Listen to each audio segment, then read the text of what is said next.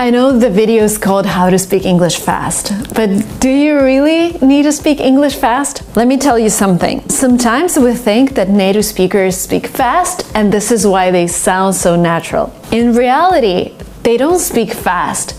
They just connect all the words together, and instead of splitting them up, which sounds a little kind of slower, they just put them all together as if one sentence is one big word.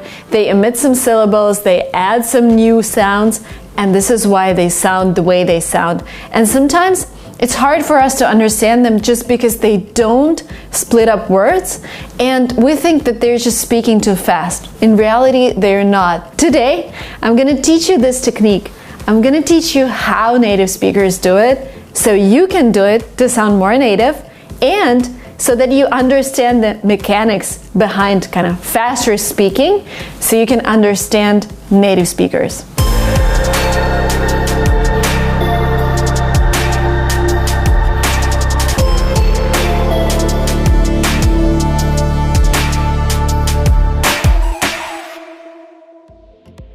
For example, you see a phrase, what do you?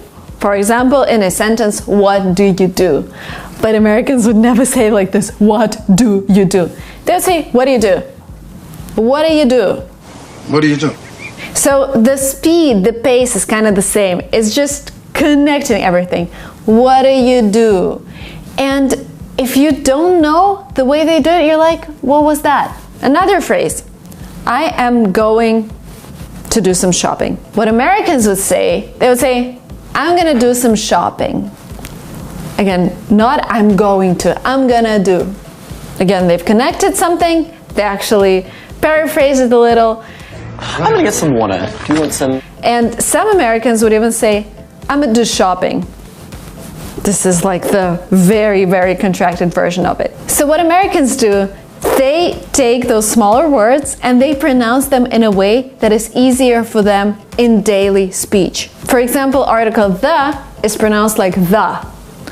What's the weather today? So they don't say what's the weather today. They say they say what's the weather today. So it's the because it's easier. Oh, what about the weather report? You sometimes sounds like yeah. Do you want to go for a walk? Again, do you want to go for a walk sounds as if you just started learning English. Do you want to go for a walk? Sounds closer to being a native speaker.